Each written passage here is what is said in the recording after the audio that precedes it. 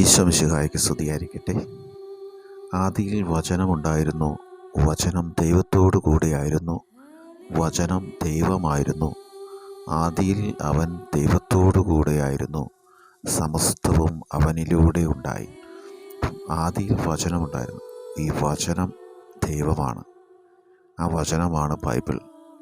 നമ്മൾ ബൈബിൾ വായിക്കുമ്പോൾ ഏറ്റവും ശ്രദ്ധിക്കേണ്ട ഒരു കാര്യം, ബൈബിൾ തുറക്കുന്നതിന് മുമ്പ് തന്നെ ഏറ്റവും വിശുദ്ധിയിലായിരുന്നുകൊണ്ട്, ഏറ്റവും എളിമപ്പെട്ടുകൊണ്ട് വചനത്തെ സ്വീകരിക്കാൻ തയ്യാറായിക്കൊണ്ട് പ്രാർത്ഥനയോടെ ആയിരിക്കണം ബൈബിൾ വായിച്ചു തുടങ്ങേണ്ടത്. നമ്മളോട് ദൈവം തീർച്ചയായിട്ടും സംസാരിക്കും. ദൈവത്തിൻ്റെ മുമ്പിൽ എളിമപ്പെട്ട് അനുതപിച്ച് ദൈവത്തിൻ്റെ കാരുണ്യത്തിൽ ആശ്രയിച്ചുകൊണ്ട് നമ്മൾ ഓരോ ദിവസവും ബൈബിൾ വചനങ്ങൾ വായിക്കുമ്പോൾ, ആ ദൈവത്തിൻ്റെ ഹിതം തേടുമ്പോൾ ദൈവം നമ്മോട് തീർച്ചയായിട്ടും സംസാരിച്ചിരിക്കും. ദൈവത്തിൻ്റെ അനന്തമായ ആ സ്നേഹവും കരുണയും നമ്മളിലേക്ക് വർഷിക്കപ്പെടുന്നതിന് വേണ്ടിയിട്ട്, വചനത്തിലൂടെ സംസാരിക്കുന്നതിന് വേണ്ടിയിട്ട് നമ്മൾ എല്ലാ ദിവസവും ധ്യാനിച്ചിരിക്കേണ്ട ഒരു വചനത്തെക്കുറിച്ചാണ് ഇപ്പം സംസാരിക്കുന്നത്. എഫേസ്യോസ് 1:17.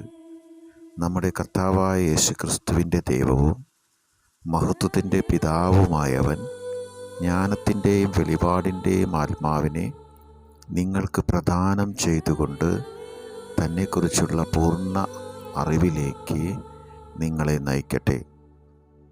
എഫേസ്യോസ് 1:17 തിരുവചനമാണ്. Praise the lord. Hallelujah, hallelujah. നമ്മുടെ കർത്താവായ യേശുക്രിസ്തുവിൻ്റെ ദൈവവും മഹത്വത്തിൻ്റെ പിതാവുമായവൻ ജ്ഞാനത്തിൻ്റെയും വെളിപാടിൻ്റെയും ആത്മാവിനെ നിങ്ങൾക്ക് പ്രദാനം ചെയ്തുകൊണ്ട് തന്നെക്കുറിച്ചുള്ള പൂർണ്ണമായ അറിവിലേക്ക് നിങ്ങളെ നയിക്കട്ടെ.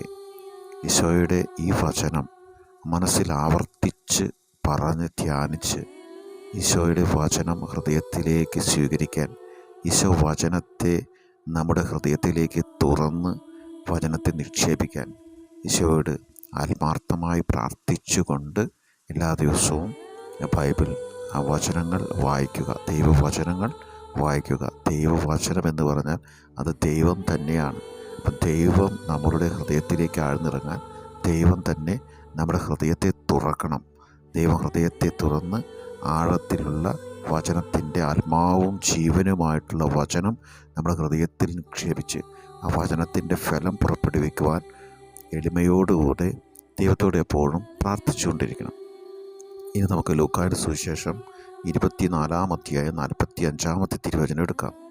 വിശുദ്ധ ലിഖിതങ്ങൾ ഗ്രഹിക്കാൻ തക്ക വിധം അവരുടെ മനസ്സ് അവൻ തുറന്നു.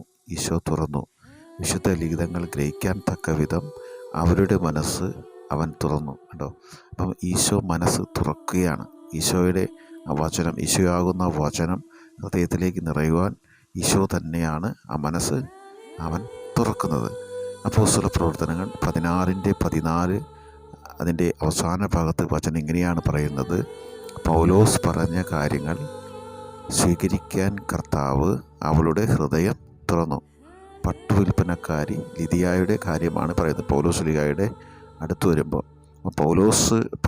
പൗലോസ് ലീഹ പറഞ്ഞ കാര്യങ്ങൾ സ്വീകരിക്കാൻ കർത്താവ് അവളുടെ ഹൃദയം തുറന്നു. അപ്പം കർത്താവ് അവളുടെ ഹൃദയം തുറക്കുകയാണ്. അപ്പം ഈശോ നമ്മുടെ ഹൃദയം തുറന്ന് ഈശോയാകുന്ന വചനം നമ്മുടെ ഹൃദയത്തിൽ നിറയുവാൻ വേണ്ടി നമ്മൾ എളിമയോടുകൂടെ ആത്മാർത്ഥതയോടുകൂടെ ഈശോയോട് പ്രാർത്ഥിച്ചിട്ട് വേണം ഓരോ ദിവസവും ബൈബിൾ തുറന്ന് പ്രാർത്ഥിക്കേണ്ടത്. അപ്പം ഈശോ നമ്മളോട് സംസാരിക്കും. ഇപ്പം വിശ്വാസ പ്രമാണം പ്രാർത്ഥനയുണ്ട് അല്ലേ? വിശ്വാസ പ്രമാണം പ്രാർത്ഥന ചൊല്ലിയതിന് ശേഷം കുറച്ച് നേരം ഈശോയെ ധ്യാനിച്ചുകൊണ്ട്, മനസ്സിൽ ധ്യാനിച്ചുകൊണ്ട്, ഈശോയെ ഈ വചനത്തിലൂടെ, അങ്ങാകുന്ന വചനത്തിലൂടെ എന്നോട് സംസാരിക്കണമേ, അങ്ങ് എൻ്റെ ഹൃദയത്തിൽ വന്ന് നിറയണമേ, എൻ്റെ ഹൃദയത്തെ വിശുദ്ധീകരിക്കണമേ, എൻ്റെ ഹൃദയത്തെ എളിമപ്പെടുത്തണമേ. ഈശോയെ, അങ്ങയുടെ വചനം വായിക്കുമ്പോൾ ഈ വചനം ഏറ്റവും ആത്മാർത്ഥമായി അനുവർത്തിക്കുവാൻ, ഈ വചനത്തിൽ ജീവിക്കുവാനുള്ള കൃപ നൽകി അനുഗ്രഹിക്കണമേ. എൻ്റെ ഈശോയെ, എൻ്റെ ദൈവമേ, വചനമാകുന്ന ദൈവമേ, അവിടുന്ന് എൻ്റെ ഹൃദയത്തിൽ വസിച്ച് എന്നെ നയിക്കുമാറാകട്ടെ. യോഹന്നാൻ്റെ സുവിശേഷം 15-ാം അധ്യായം 3-ാമത്തെ തിരുവചനത്തിൽ പറയുന്നു: അങ്ങയുടെ വചനം നിമിത്തം ഞാൻ ശുദ്ധിയുള്ളവരായിരിക്കുന്നു. അങ്ങയുടെ വചനം എന്നെ ശുദ്ധീകരിക്കുന്ന വചനമാണ് ഈശോയെ. അങ്ങയുടെ വചനമാകുന്ന ദൈവമേ, എൻ്റെ ഹൃദയത്തിൽ വന്ന് ആഴത്തിൽ എൻ്റെ ഹൃദയത്തിൽ പ്രവേശിച്ച് എന്നിൽ വസിക്കണമേ എൻ്റെ ഈശോയെ.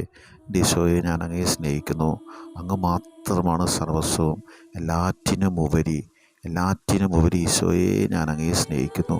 എൻ്റെ കർത്താവേ, എൻ്റെ ഹൃദയത്തിൽ വന്ന് നിറയണമേ. ഈ വചന പുസ്തകം ഞാൻ തുറന്നു വായിക്കുമ്പോൾ ഓരോ നിമിഷവും അവിടുന്ന് എന്നോട് സംസാരിക്കണമേ ഈശോയെ. ഏകാഗ്രമായ മനസ്സോടെ അവിടുത്തെ മാത്രം മനസ്സിൽ ധ്യാനിച്ചുകൊണ്ട്, അവിടുത്തെ വചനം മാത്രം ധ്യാനിച്ചുകൊണ്ട്, വചനമാകുന്ന ശക്തി എന്നിലേക്ക് ആഴത്തിൽ ഇറങ്ങി വരുന്നതിന് വേണ്ടി ഈശോയെ പ്രാർത്ഥിക്കുന്നു. ഈശോയെ, അങ്ങയുടെ അനന്തമായ സ്നേഹത്തിൽ, അനന്തമായ കാരുണ്യത്തിൽ ഞാൻ ആശ്രയിക്കുന്നു. എൻ്റെ കർത്താവേ, എന്നെ കൈവിടരുതേ കർത്താവേ. എൻ്റെ ഈശോയെ, എന്നെ കൈവിടരുതേ. ഈ വചനത്തിലൂടെ എന്നോട് സംസാരിക്കണമേ ഈശോയെ. ആത്മാർത്ഥമായിട്ട് പ്രാർത്ഥിച്ചുകൊണ്ട് ഈ വചനം തുറന്ന് വായിക്കുക. ഈ വചനത്തിലൂടെ വചനമാകുന്ന ദൈവം നിങ്ങളിൽ വസിച്ചിരിക്കും, നിങ്ങളോട് സംസാരിച്ചിരിക്കും.